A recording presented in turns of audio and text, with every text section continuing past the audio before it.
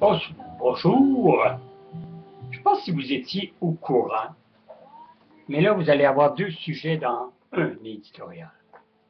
Le premier, c'est que vous n'êtes pas sans savoir que dans Quai Charbonneau, tous les magouilleurs, tous les escrocs en cravate, tous les fournisseurs de baillons de fonds et tous ces crottés-là qui s'emplissent les poches, que ça c'est surprenant, les maires ou quoi, je n'ai pas à tous les nommer, c'est une gang de morons.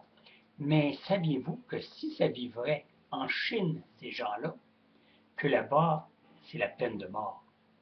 Chris, à quand la peine de mort au Canada et au Québec pour se faire flouer par des intrus de telle sorte, des morons de calice, des gens qui, sans scrupule, masturbent le gouvernement, masturbent les mairies, et c'est épouvantable. Puis eux autres ont toujours main basse, toujours beau, toujours.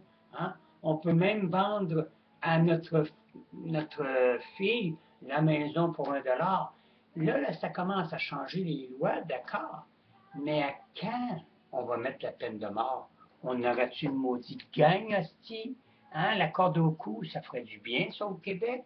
Je suis pas pour tout pour la violence, mais une pendaison, ça, je suis pour ça, à 100% pour ça, pour la simple et unique raison que je te garantis que quelqu'un, avant qu'il vienne nous frauder de 2 millions, 3 millions, 200 000, 600 000, jusqu'à la lieutenant-gouverneur, la salope, 700 000, tabarnak, ça ne m'étonne pas quand elle était au comité des bénévoles, elle s'est remplie sa poche de jours.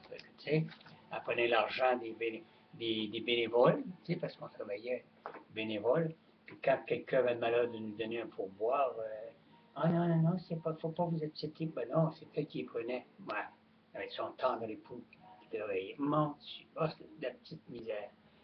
C'est ça, ça a voulu devenir lieutenant-gouverneur. Alors, la peine de mort en Chine pour les crottés en cravate, les fraudeurs en cravate, les escrocs en cravate, appelez-la toute comme vous voulez. Maudit, à quand la pendaison et que ça serait une jouissance? Deuxième sujet, ça va être probablement, je ne me souviens pas si c'est JE, la facture ou enquête, mais là, je vous ai déjà parlé de la viande, évidemment, et les produits cachers. Les produits cachers, c'est que, mettons que vous avez mettons, ça c'est une chose de scène, mais mettons que c'est, je ne sais pas moi, c'est une conserve, ça me tombe sur la main, c'est une conserve. Bon, regardez, vous allez voir, cachère. Mais croyez-le ou pas, moi, je savais que les compagnies donnaient 200 000, jusqu'à même 1 million pour dire aux fabricants de canettes, aux fabricants de soupe, de viande, tout ce que vous voudrez, les manufacturiers de conserves, si vous aimez mieux, ou de produits alimentaires, ça c'est le plus beau terme, ben, eux autres étaient payés grassement pour apposer le mot cachère.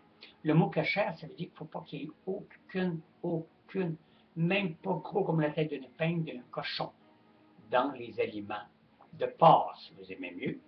Alors, c'est pour la raison qu'eux autres ont obligé les Canadiens, les Québécois, à manger comme eux autres. Parce que si vous verriez sur les tablettes, prenez le temps d'aller voir ça. Je vous en ai déjà parlé il y a 2 ans.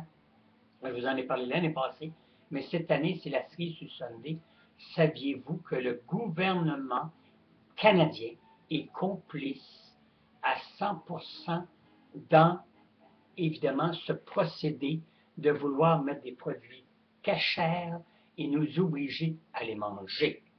Si j'ai envie de manger du porc, c'est pas un hic, comme j'étais pas sacré, c'est pas un juif, un musulman, un chinois, un grec ou quoi que ce soit qui va me l'empêcher. J'ai envie de manger du porc aujourd'hui, j'en mangerai. Mais là, on est brimé dans nos va-et-vient de consommation. Alors, êtes-vous imaginé les cœurs rentrés? Alors, vérifiez ça. Et en surplus, je viens d'apprendre, et ça va être dans tous les médias à partir de la semaine prochaine, vous constaterez ça, vous pourrez dire, ben on l'a eu en primeur avec l'au-delà.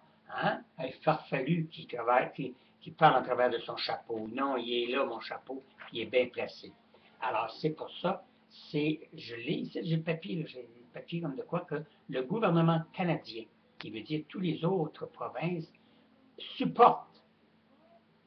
Alors, où est-ce qu'ils sont les accommodations raisonnables? Où sont les accommodations raisonnables si une gang de vergumènes à couette frisée viennent nous brimer? Imaginez-vous donc les autres pays qui vont vouloir faire la même chose, mais comme on a un gouvernement canadien qui n'a pas de couilles, qui est des estimes malades là-dedans, c'est épouvantable, un ménage s'impose, et ça, on a appris que c'est même avant, Harper, avant Harper arrive, vous êtes-vous imaginé? Et Harper a amplifié d'année en année, depuis qu'il est au pouvoir, la viande cachère, qui veut dire les produits symbolisés cachère, qui ne veut dire aucun porc. Dire que c'est des porcs qui mangent cette nourriture-là et qui nous obligent à mettre un sceau sur les canettes. Oui, parce que je dois considérer ça des trucs qui viennent brimer. Ça part de d'autres pays, ça vient nous faire chier sa tête. On n'a pas fini, c'est juste, comme la chanson disait, ce n'est qu'un début. Est-ce que c'est pas drôle?